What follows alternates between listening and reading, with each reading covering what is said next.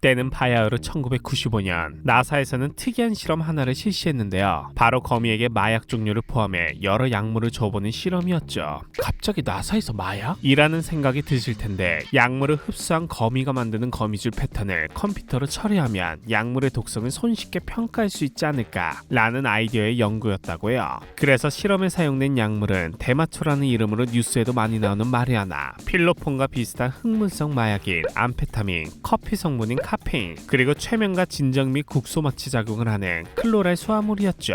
그래서 이 약물들을 거미에게 면봉으로 묻혔고 거미줄을 어떻게 짜는지 관찰했는데요. 우선 마리아나에 노출된 거미는 행동이 매우 느긋해져 거미줄의 완성도가 낮아졌고, 그리고 암페타민에 노출된 거미가 만든 거미줄은 여러가지 커다란 구멍이 뻥뻥 뚫린 모습이었죠. 또 카페인에 노출된 거미는 거미줄을 일정하게 돌려 짜지 못하고 거의 무작위로 연결해 보통의 거미줄 같은 무늬를 찾아보기 어려웠다고 해요.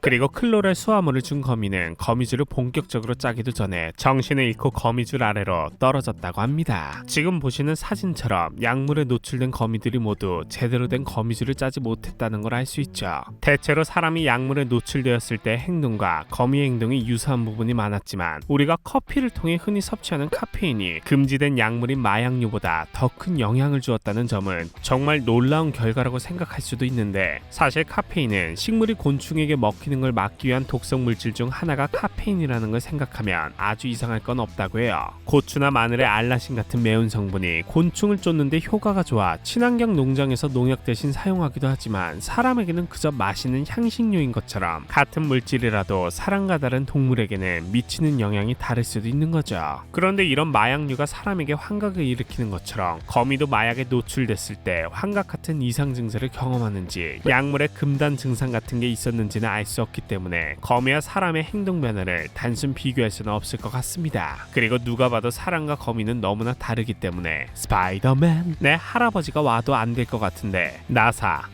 빠졌습니까? 비록 아이디어는 실패였지만 그래도 아이디어 자체는 꽤 흥미로운 것 같았는데요. 그런데 이 연구의 시작은 사실 나사가 처음이 아니라 무려 1948년으로 거슬러 올라간다고 해요. 당시 독일에서 연구하던 동물학자들은 교육 다큐멘터리를 만들기 위해 복잡한 거미줄을 짜는 거미의 모습을 촬영하고 싶어 했죠. 그러나 그들이 아무리 늦게까지 잠들지 않으려고 노력해봐도 거미는 항상 모두가 잠든 뒤에야 거미줄을 만들었다고 합니다. 지금 같으면 카메라를 설치해놓고 자러 가면 됐겠지만, 당시에는 저장 용량이 작고 배터리도 오래 가지 않아 그럴 수가 없었죠. 번번이 촬영에 실패하던 학자들은 고민 끝에 그래, 거미를 재우지 않게 해야겠어 라는 생각을 하였고, 양리학자인 피터 위트 박사에게 연구용으로 갖고 있던 여러 약물을 빌리게 되었죠. 이 과정에서 여러 약물을 테스트해본 결과 실험의 의도와는 다르게 약물 종류에 따라 거미가 만든 거미줄의 패턴이 달라진다는 걸 발견하게 되었고, 이 사실을 전해들은 위트 박사가 큰 흥미를 느껴 연구를 시작한 거죠.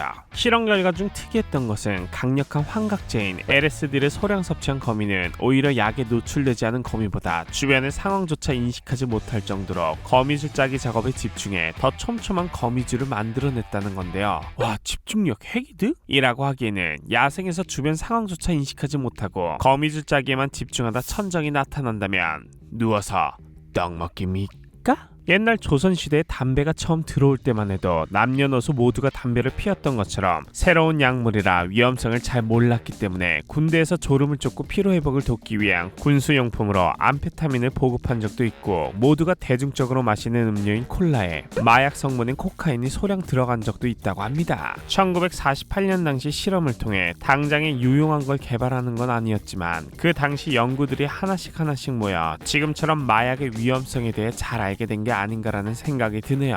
마지막으로 한마디 말씀드리자면, 마약은 절대 손을 대서는 안 되고 모르는 사람이 주는 거라면 절대 먹지 않는 걸 당부드립니다. 오늘은 약물에 노출된 거미가 짠 거미줄에 대한 연구에 대해 알아보았습니다. 재밌게 보셨다면 구독 제발 부탁드립니다.